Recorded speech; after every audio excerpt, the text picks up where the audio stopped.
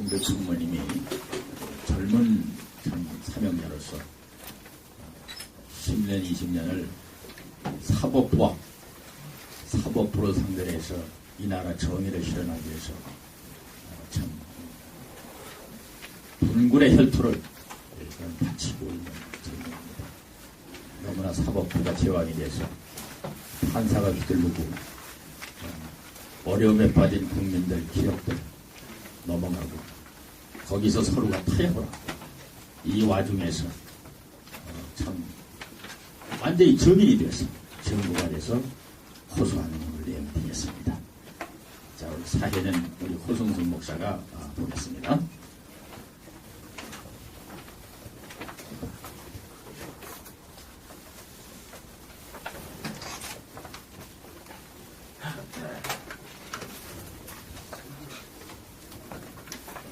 안녕하십니까. 2부 사회를 맡은 호승순 목사입니다.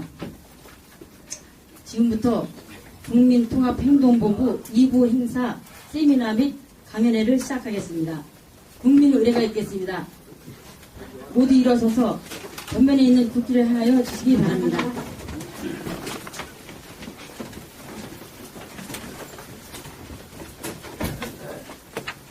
국기에 대하여 경례! 나는 자랑스러운 태극기 앞에 자유롭고 정의로운 대한민국의 무한 영광을 위하여 충성을 다할 것을 굳게 다짐합니다. 바로 이어서 애국가 대창이 있겠습니다. 구령에 맞춰 1절만 하시겠습니다. 하나, 둘, 셋, 넷. 동해물과 백두산이 마르고 닳도록 하나님이 보호하사 우리나라 만세 무궁한 삼천리 화려강산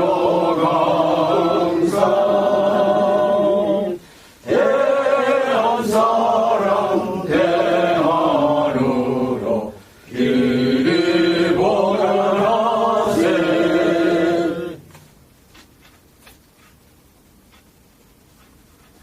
이어서 복음을 전하다 순기하신 순국선열과 나라를 위해 싸우다 돌아가신 호국영령에 대한 묵도가 있겠습니다. 묵도!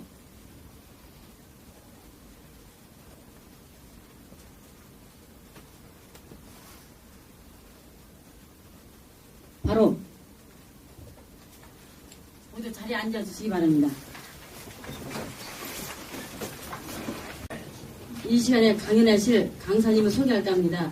본 단체 총무님으로 사업부를 해보한다는 제목으로 강의해 주실 때 의사는 메스를 들어서 아픈 부위를 수술하지만 우리 총무님 어떤 메스를 가지고 사업부의 병폐를 해보할지 우리 기대하는 바가 큽니다. 우리 강사님 나오실 때 큰 박수와 함께 할렐루야로 맞이하시겠습니다.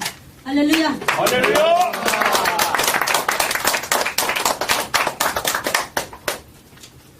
이렇게 또 강연자로 뵙게 돼서 너무나 감사드립니다.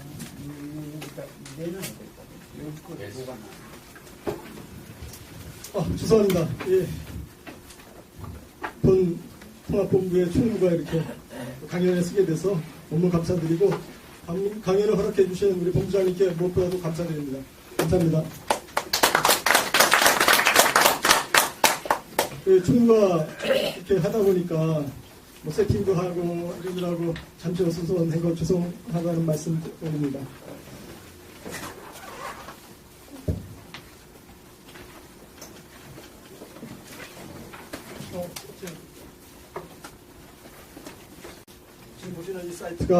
지금 보시는 이 사이트가 제가 14년 동안 쭉 하나님 우리 주님의 말씀을 듣고서 어떻게 제 인생 앞에 놓여진 문제들을 해결하면서 걸어온 길입니다. 그리고 결국에는 사법 변혁이라는 어떤 참으로 놀라운 일들을 주님께서 행하셨습니다.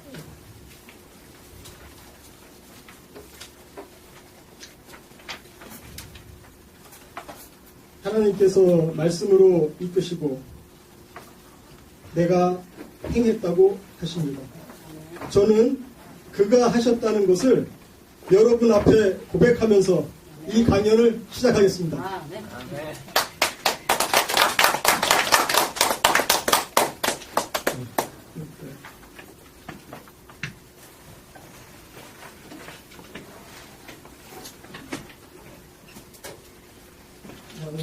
전반적으로 한 10분에 걸쳐서 이 홈페이지, 14년 동안 이루어온 홈페이지에 대해서 쭉 설명을 드릴게요.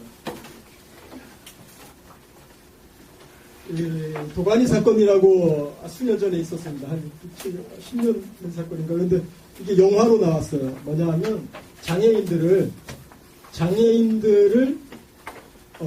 그 기관에서 이렇게 성폭행을 하고 성추행을 한 그런 내용입니다. 그래서 영화로 제작이 되었어요. 근데 중요한 것은 이 영화 제작자께서 영화 제작자들이 이렇게 얘기를 했어요.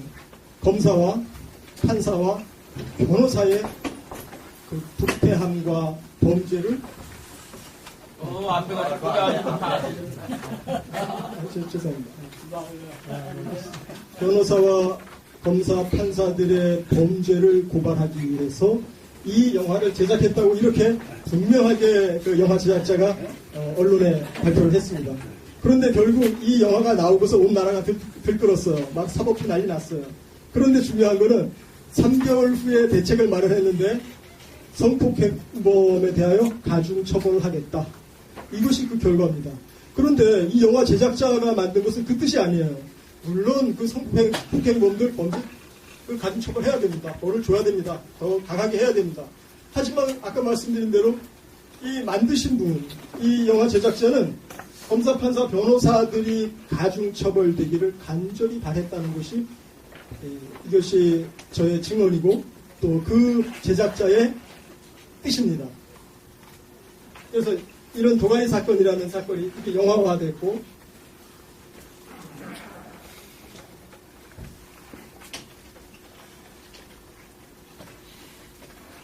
두 번째로 이제 요 부러진 화살 사건이라고 있습니다. 부러진 화살 사건은 성균관대 수학 교수인데 이분이 2007년도에 그 고등법원 부장판사 집에 찾아가서 석궁으로 쏘는 폼만 잡고 쐈는데 석궁을 이게 바로 부러진 화살 그 석궁 사건입니다.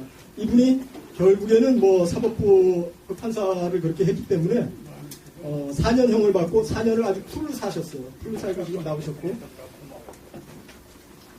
이분이 만약 제가 이렇게 해서 이건 다 저였지 보고 듣고 증거가 있는 이야기입니다. 만약에 부장판사가 이 배에 상처가 나지 않았다면 그때 이 나라의 사법은 아마 분명히 좋아졌을 겁니다. 그런데 그 부장판사께서는 여기 상처가 났고 그 상처로 인하여 이분은 처벌받고 범죄자가 되었습니다. 자, 이것은 앞으로 우리 사법부가 해결해야 할 숙제로 남아있는 이것도 영화로 제작되었습니다. 그리고 굉장히 그 아주 성황리에 됐고요.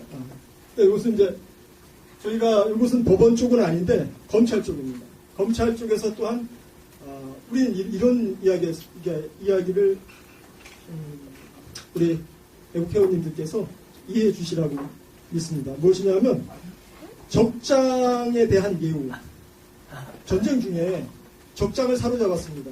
적장을 사로잡았을 때 그에 대한 예우를 하는 이것이 자기 군대와 나라를 지키는 일입니다.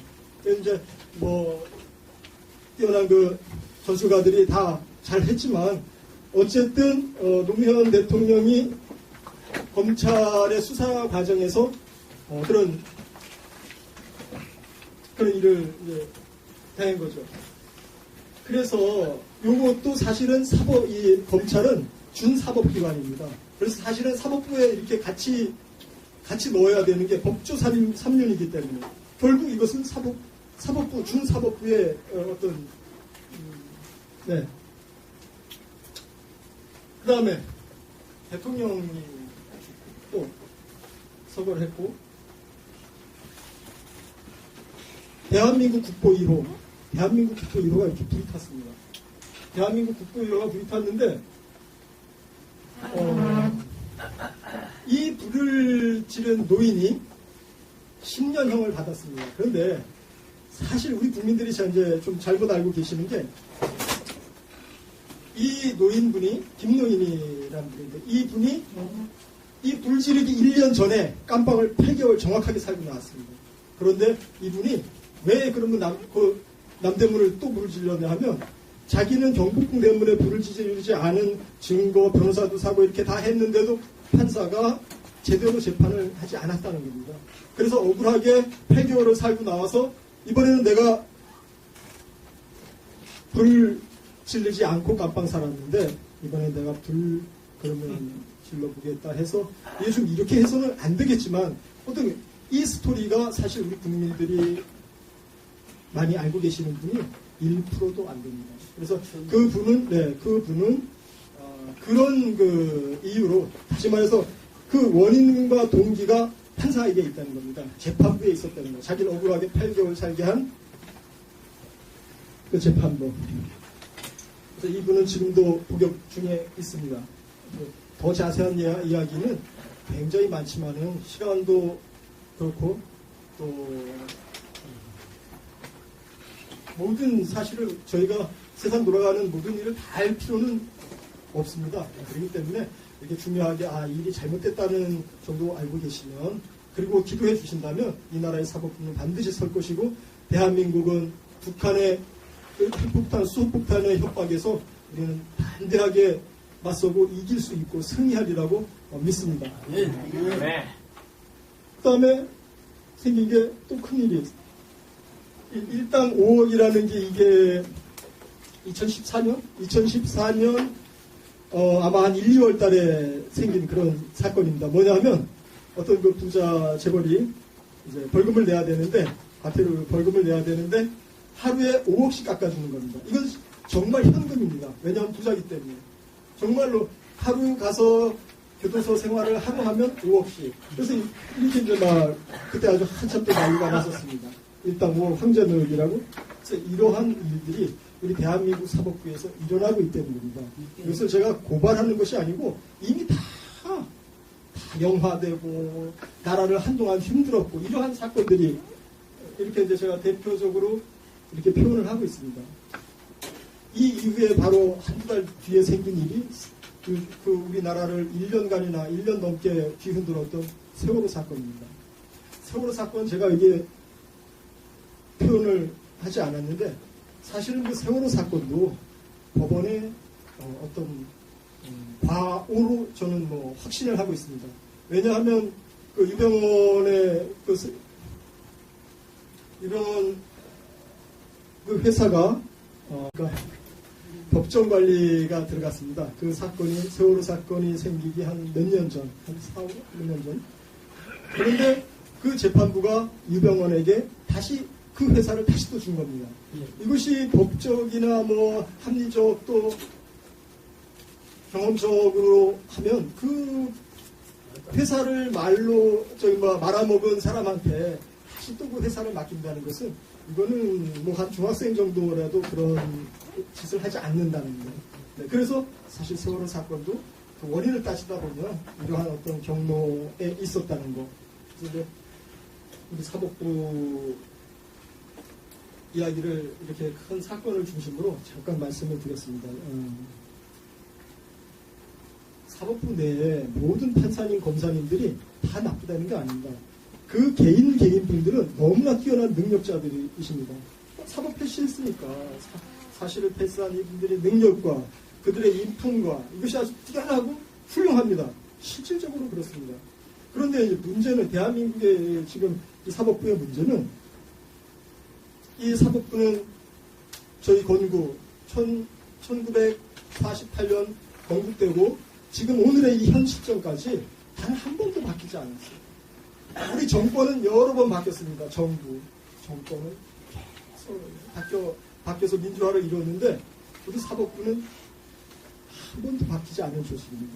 그러다 보니까 고인물과 같이 이 대한민국의 법과 질서를 지켜야 되는 이 사법부가 그들만의 리그를 하게 되고 거기에 대다수 국민 99%가 99%가 그들만의 리그에 의해서 피해를 보고 재산을 빼앗기고 감방을 살고 생명을 잃고 이런 일들을 해왔고 그것을 아주 그 합법적이라고 이야기하고 있는 겁니다. 그들의 판결권에 의해서. 하지만 그 판결권은 부당한 판결권이고 국민이 결코 그들에게 부당한 재판을 하라고 그들에게 권한과 권리를 준 것이 아니라는 것은 초등학생 정도 5, 6학년 되면 압니다. 네, 그렇습니다. 그래서 이제 이런 일들이 우리 사법부에 있었기 때문에 하나님께서 이렇게 오랫동안 14년이라는 시간을 저를 이끌어왔습니다. 그러면 어떻게 그러면 이런 그 사법 번역에까지 이르게 됐는지 보시면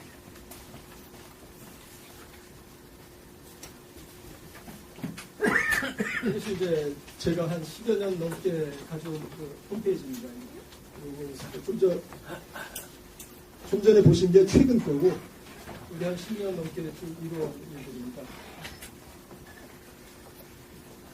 이제 보시면 뭐 부패 반역 사법 작품 이렇게 표현이 됐고 또 사법체험 10년 보고서 그래서 이것은 제가 지금 좀 전에 나눠드린 그 책자입니다. 소책자입니다.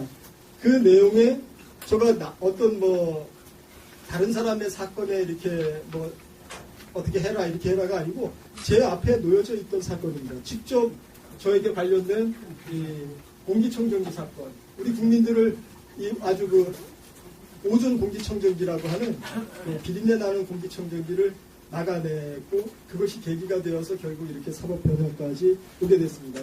그 제품을 쓴 분들이 피해를 보고 실명을 하고 심지어 얼마나 많은 어르신들과 아기들이 죽었는지 참여정부 환경부가 그것을 조사해서 예산을 들여놓고 아직도 발표를 하지 않고 있습니다.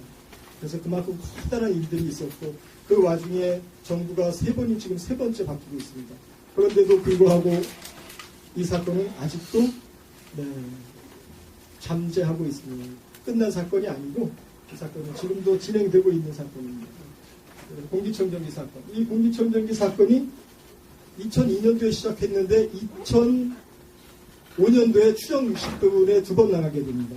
그리고 나서 이제 제가 어떤 검찰과 법원의 마수에서 이제 벗어나는 계기가 되었고요.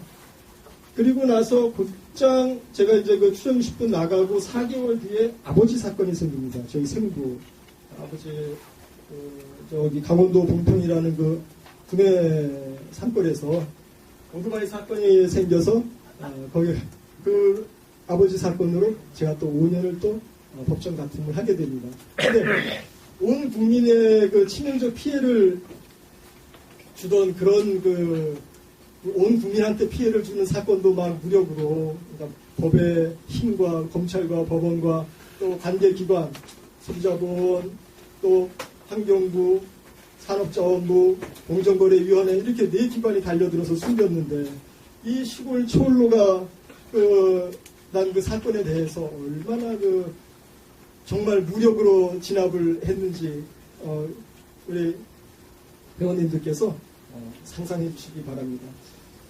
이제 이렇게 두 사건을 정확하게 10년을 제가 했습니다. 두 사건, 제 공기청정기 사건 5년, 또 아버지 오토바이 사건 5년, 이렇게 10년을 하면서 이 대한민국이 이렇게 혼란하고 어렵고 힘든 것은 우리나라의 법과 질서가 바로 서지 않아서 그렇다 하는 것을 깨닫게 되고 결국에 이 사법 변혁으로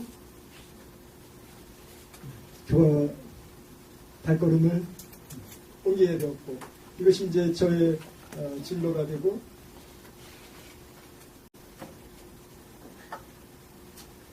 제가 노무현 대통령께 올린 그 사법개혁 탄원서입니다. 사법변혁을 해야지만 이 나라가 삽니다. 두 번째 이명박 대통령님께 올린 사법변혁 탄원서입니다. 이것은 에스더 4장 13절 후절인데요. 홀로 면하리라 생각지 말라. 내가 만일 잠잠하여 말이 없으면 유다인은 다른 데로 말미암아 노임과 구원을 얻으려니와 내가 왕후의 위를 얻은 것이 이때를 위함이 아닌지 네가 아느냐. 이 에스더서를 보면서 참으로 힘을 얻고 그래서 이 두 가지에 이제 탄원을 하고 그러면서 대법원의 공개적인 표명을 받았습니다. 이것은 대법원의 공식적인 표현입니다. 대법원에서는 제가 귀하의 민원 유지는 사법개혁의 일환으로 법원장이나 법원의 인사권자를 선거로 선출하도록 하고 또한 일반인이 변호사를 고용하여 영업할 수 있도록 제도를 개혁해 줄 것을 바란다는 취지로 보입니다. 또 2번, 법원은 국민으로부터 신뢰받는 사법부가 되기 위하여 지속적으로 사법 변혁을 추진하고 있고 사법 개혁을 추진하고 있고 소송 관계인의 불편을 최소화하기 위하여 관련된 모든 제도의 개선 방안을 지속적으로 연구 검토하고 있으며 민사소송에 있어서는 기술 심리를 강화하여 당사자들에게 중요한 쟁점에 관한 진술의 기회를 부여하도록 하고 있고 법정에서 법관들의 바람직한 언행과 적절한 재판 진행을 위하여 법정 모니터링 제도를 시행하는 등 국민이 공감하고 신뢰할 수 있는 재판을 하기 위하여 많은 노력을 하고 있으니 이 점 양해해 주십시오 하고 자기 사법부가 열심히 사법개혁을 하고 있다 지금 이렇게 표현을 했어요. 그 다음에 마지막 3번 또한 법원은 소 또는 공소의 제기가 있는 경우에 법령을 해서 적용하여 제3자의 입장에서 재판하는 사법기관이므로 귀하의 소중한 의견을 반영하기 위해서는 첫 번째 법령 개정이 선행되어야 할 사항으로 법령의 재개정이나 입법에 관한 민원은 입법권이 있는 국회나 법률 제출권이 있는 정부로 해주시기 바랍니다 하면서 이 정식 대법원의 이렇게 대법원 행정처의 정식 법령입니다. 이게 무슨 뜻이냐 하면 지금의 대한민국에서 이 사법 법과 질서가 혼란되고 또 사법부가 신뢰를 받지 못하는 것은 내 책임이 아니고 정부나 국회에서 입법을 제대로 하지 않아서 그렇다 하는 그 표현을 지금 이렇게 좋게 표현한 것입니다. 그래서 여기에서만 봐도 지금 자신들이 68년 동안 대한민국 건국 이후에 이 대한민국의 생사 여탈권을 마음껏 했던 이 대법원이 아니죠. 이 사법부가 이렇게 자신의 그 부패와 부정에 대하여 정부와 국회로 책임을 돌리고 있다. 지금 이런 상황이라는 것을 이렇게 공식 문서로 보이고 있는 것입니다.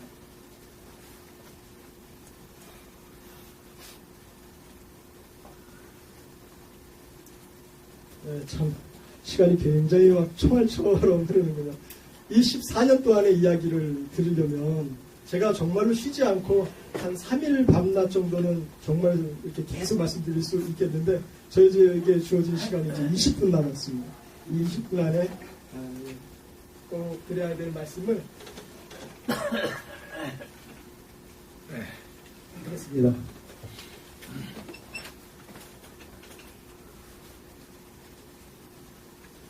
제가 이 5종 공기청정기에 대해서 1996년서부터 정부에 신고를 했고 2000년, 2001년, 2002년도에는 그렇게 신고를 했는데도 조사 안 하다가 저를 이제 어떤 회사가 이 공기청정기 사업을 제가 했습니다. 그러다 보니까 경쟁 회사가 저를 이제 조사를 해서 이렇게 사건화가 되고 추정 60분에 나가고 뭐 하여튼 이런 그 참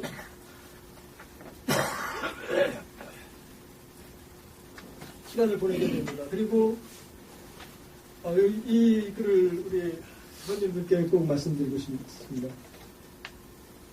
그 후로 2005년 10월, 12월 추정 60분에 2번 방영되었고 관계기관은 부랴부랴 사건 무마에 범 전부적으로 달려들어 조용히 잠재우는 데 성공했습니다. 곽충규는 매듭을 지은 사람들이 풀기를 바라며 지금까지 기다리고 있습니다. 2007년 민사소송은 이유 없다는 판결을 받은 요즘 초등생도 이 정도는 합니다. 상대방이 저한테 했던 손해배상 소송을 이렇게 오랫동안 끌었다는 말입니다. 2008년 새 정부가 들어섰는데도 이들은 소비자 보호원과 관련 기관들은 아예 그런 사실조차 없다고 발뺌을 하고 있습니다. 저는 10여 년 동안 최소한 지난 이 음이온 오존 공기청정기는 비린한 냄새를 냅니다. 그 공기청정기는 최소한 100만 대가 사용되었습니다. 가정, 학교, 산후조리원, 병원, 기관, 기차 이렇게 많은 제품이 사용이 되었고 그 후 곽충규는 진리와 사법 변혁의 인생의 항로를 바꾸었다 하고 이제 2005년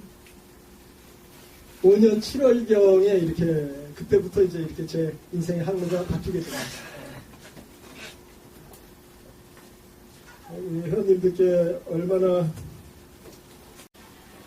도미도라는 그 게임에 대해서 한번 우리 회원님들께 꼭 소개해드리고 싶습니다.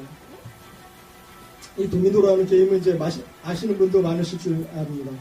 이렇게 뭐 책이나 이게 조금 작은 칩 같은 걸 쭉 세워놓고 앞에 거 하나를 딱 건드리면 전체 쭉 연결되면서 넘어지는, 네, 보시는 것처럼 이렇게 이게 이제 도미노 게임이거든요. 이것을 갖다가 2016년에는 책으로 했어요. 그래서 우리 목사님들 또 원로 목사님들 보시기 좋게 이렇게 큰 책으로 한 것을 제가 유튜브에서 하나 받아서 이렇게 정치, 경제, 사회, 문화가 어느 한 앞에 거를 하나 딱 쳐주면 이렇게 전부 쓰러진다는 겁니다. 변화의 물결을 이룬다는 것이죠. 모두가 변할 필요가 없습니다. 중요한 것 한 곳을 쳐주면 이렇게 가면서 정치, 경제, 사회, 문화. 근데 어디를 치느냐? 대한민국에서 필요한 것은 사법부입니다. 사법부 한 곳을 쳐주면 온 나라가 이렇게 변합니다. 이 변화의 물결은 수소폭탄이 갖는 위력보다 100배, 1000배 더 하다는 것을, 네, 이것이 이제 도미노 게임이라고 합니다. 네, 여기 이제 불 켜주 홈페이지를 펴놓고, 홈페이지를 펴놓고 이제 또 드릴 말씀이 저한테 10분밖에 안 남았습니다. 그런데 예상에는 아직도 저한테 30분이 있어야 되는데 10분밖에 안 남아서 제가 그러면 다른 강연자들 분들 강연하실 때는 시간 딱 되면 나와가지고 자르면서 제 강연 때 넘길 수가 없습니다. 그래서 저도 이 시간을 정확하게 지키겠습니다. 그래서 지옥에 대해서 이야기하고 싶습니다. 크리스찬으로서 지옥에 대해서 말씀드리고 싶습니다. 지옥이 만약에 1000년이라면, 지옥 가서 사는 게 1000년이라면 저는 견디겠습니다. 나쁜 짓 하고 저는 1000년 버틸 수 있을 것 같아요. 손오공처럼 바위 속에서. 근데 지옥이 1000년이냐? 아닙니다. 지옥 10,000년. 1000년이면 제가 버티겠습니다. 10,000년이면 못 버틸 것 같습니까? 제가 저 10,000년이라도 버팁니다. 그런데 지옥은 1000년도 아니고 10,000년도 아니고 하나님께서 말씀하시기를 영원하다고 말씀하셨습니다. 이것이 저가 늘 제 마음에, 네가 다른 사람들을 구원하고 네가 빠진다면 그것이 무슨 너한테 유익이 있겠느냐 하는 그 말씀을 이렇게 언제나 마음 가슴에 두고 있습니다. 그리고 이 사법변혁이 그런 마음가짐 안에서, 말씀 안에서 여기까지 왔다는 것을 말씀드리고 싶고, 이 책자, 나누신 책자에 보면 여기에 두 가지 사건에 대해서 자세하게 아주 하나님과 정도와 그 다음에 판사, 검사 앞에서 증언을 한 그 내용입니다. 그러니까 혹시 관심 있으시면 한번, 이게 작은 글씨여서 굉장히 죄송한데 한번 보시면 이 두 가지 10년에 걸친 두 사건이 얼마나 이 대한민국의 사법부가 무지막지하고 아나무인인 거죠. 그런 것을 참 우리 이 들으시는 모든 분들이 아까 그 도미노의 첫 그 단추가 될 것을 믿어 의심치 않습니다. 보시면 경부고속도로가 이렇게 표현이 되어 있습니다. 경부고속도로. 대한민국이 경제발전을 이룬 것은 이 경부고속도로가 대한 영향을 미쳤습니다. 동의하시죠? 네. 경부고속도로를 방해한 사람들도 많이 있었습니다. 하지만 경부고속도로는 뚫렸고 그 뚫린 길로 대한민국은 경제발전을 이루어와서 지금은 10대, 전 세계 10대 무역국으로 발돋움하고 있습니다. 이렇게 커다란 경제적 발전을 이룬 것은 경부고속도로, 즉 인프라가 항만, 고속도로 이런 것이 잘 갖춰져 있었기 때문에 저희의 경제 발전의 어떤 기본적인 인프라가 됐다는 겁니다. 그런데 앞으로 이제 저희가 이제 먹고 살만해졌습니다. 그러면 여기에서 지금 제일 큰 문제가 혼란과 무질서입니다.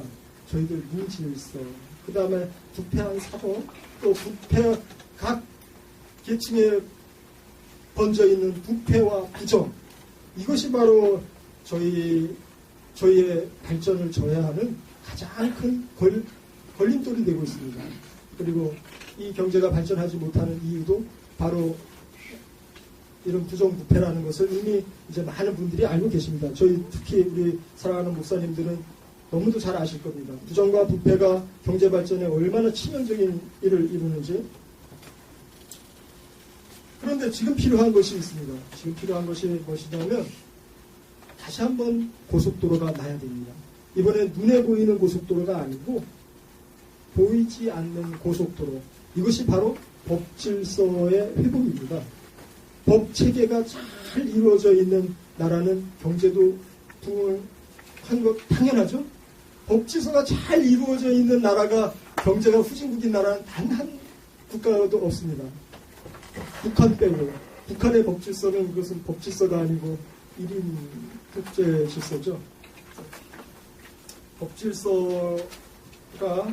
이 법질서가 대한민국 경제를 다시 한번 견인하는 이 제2의 고속도로가 될 것이라는 겁니다.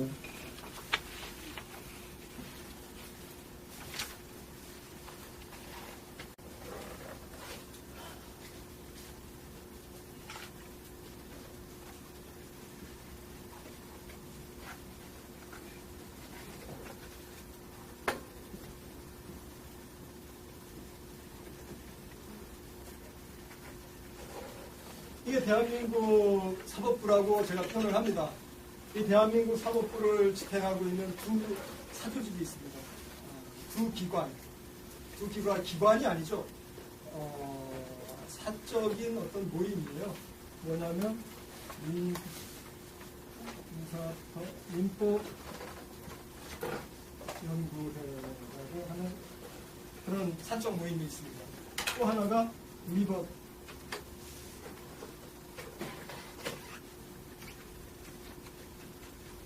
우리법연구회라는 이런 사조직이 있습니다.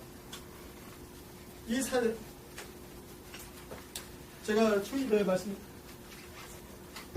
초입에 말씀드렸듯이 각 판사, 검사님들, 변호사님들 그 각 개인의 능력은 아주 뛰어납니다.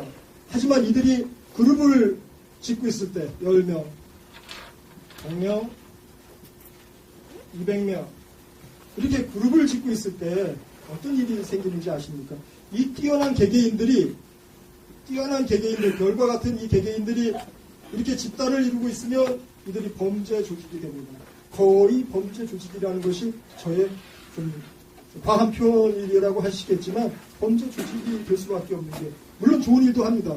좋은 일도 합니다. 하지만 나쁜 일도 무력으로 행할 수 있다는 것입니다. 참여정부 때 우리법연구회 회원이 182명까지 있는 것을 제가 기사에서 보았습니다.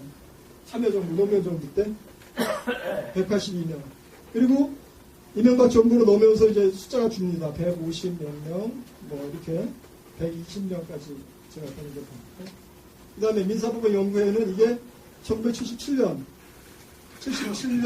박윤직이라는 서울대 교수가 만든 이렇게 그 민사법 연구하는 단체입니다.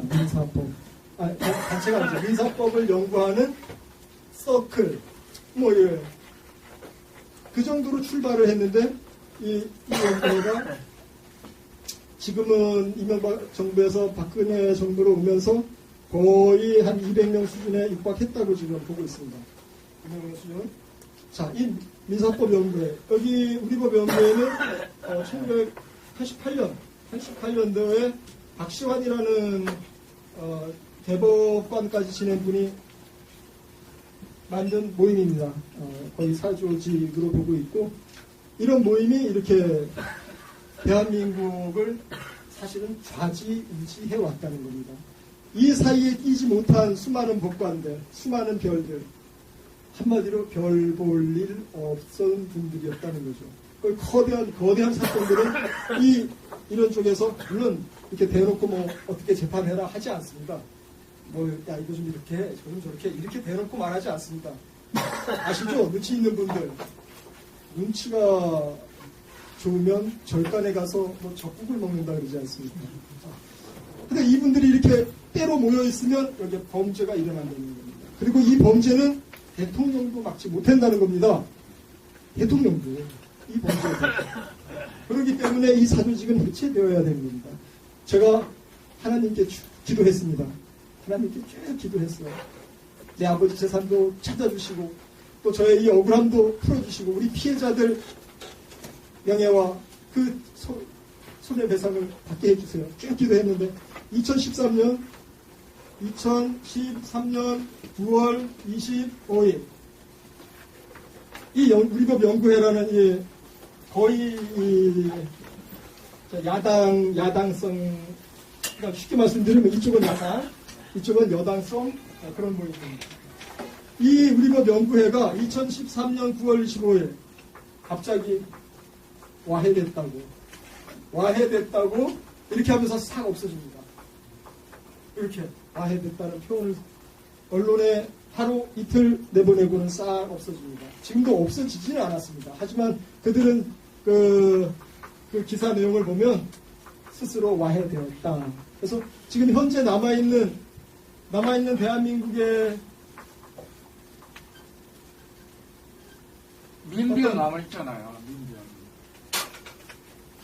대한민국에 남아있는 그 대한민국 사법부를 집행하고 있는 조직은 이제 이렇게 남아있습니다.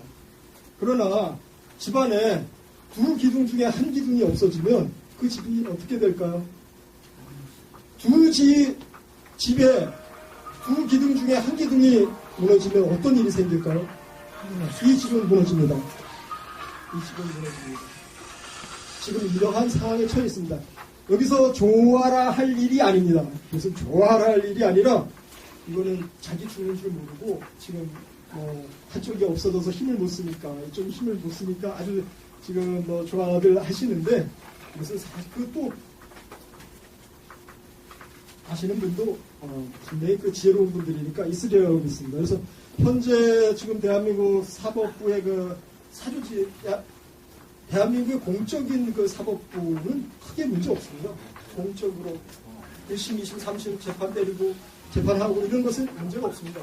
다만 사적으로 또는 이 사람이 죄가 없는 걸 알면서 벌을 주고 이 사람이 배상할 책임이 없는 줄 알면서도 배상하게 만들고 이러는 것은 다 비공식적이라고 저는 보고 있습니다. 그래서 이런 비공식 어떤 조직이 아직 현재 남아있고 앞으로 이것이 어떻게 되어야 할지는 우리 애국 회원님들과 사랑하는 목사님의 기도가 이 나머지를 없애든 새로운 기둥을 만들든 사법변혁으로 이 집이 탄탄해지기를 간절히 기도해 주시기를 바랍니다. 그리고 사법변혁은 어려운 일이 아닙니다. 아까 그 도미노 제가 보여드렸죠? 도미노 이렇게 넘어지는 거, 그걸 보여드렸는데 사법변혁이 뭐냐? 말씀이 사법변혁 이래서 이 말은 좀 거창하잖아요. 변혁. 근데 실제로는 굉장히 아주 단순한 하나의 법안입니다. 이 법안은 이명박 정부 기획재정부에서 2009년 8월달인가 기획재정부에서 발의를 한 겁니다. 정식으로. 그래서 9시 뉴스에 한 번, 두 번까지 나오고 그 다음에 싹 없어진 법안인데 이름이 뭐냐 하면 일반인이 변호사를 고용해서 영업을 하게 허용하라. 이것이 바로 사법변혁의 가장 중요한 키가 되고 또 이 법안 하나면 이 대한민국의 사법은 온전히 쓰고 온전히 쓸 뿐만이 아니라 정치, 경제, 사회, 문화 모든 부분이 아까 보신 도미노처럼 그렇게 누가 시키지 않아도 자연스럽게 변화가 되는 그러한 시스템을 갖추고 있습니다. 이것은 어떤 시스템이 아니고 법안 하나가 전 국민과 온 나라에 미치는 영향입니다. 그래서 사법변혁은 거창한 것이 아니고 일반인이 변호사 고용해서 영업 허용하게 해라.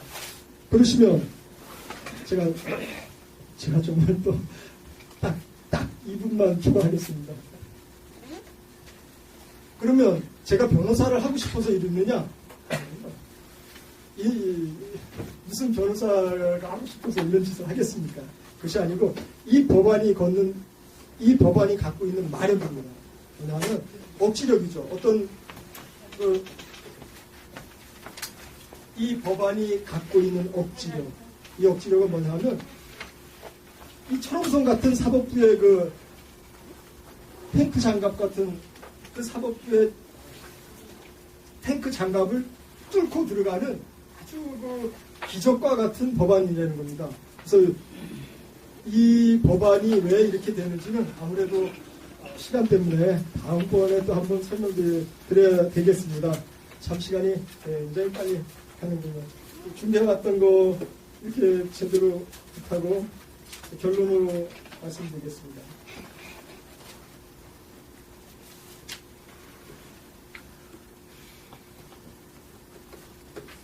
그래서 대한민국은 사법변혁을 해야 됩니다. 이것은 역사의 절대적 요청이고 또 대한민국이 살 유일하고 무의한 길이용 법인 것입니다. 이제까지 함께하신 주님께 감사드리며 하나님께 모든 영광을 올리며 주신 말씀으로 마무리를 합니다. 여호수아 23장 6절 그러므로 너희는 크게 힘써 모세의 율법책에 기록된 것을 다 지켜 행하라.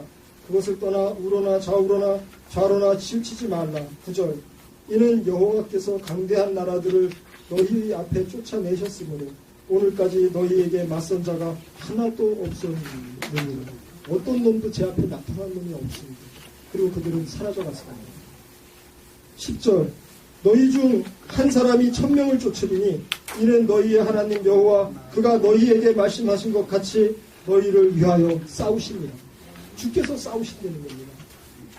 11절 그러므로 스스로 조심하여 너희 하나님 여호와를 사랑하라는 말씀으로 대한민국의 사법변혁을 선포합니다. 함께 기도하고 마음을 쏟은 모든 크리스찬과 애국하는 여러분께 감사드립니다. 할렐루야. 아멘. 아멘.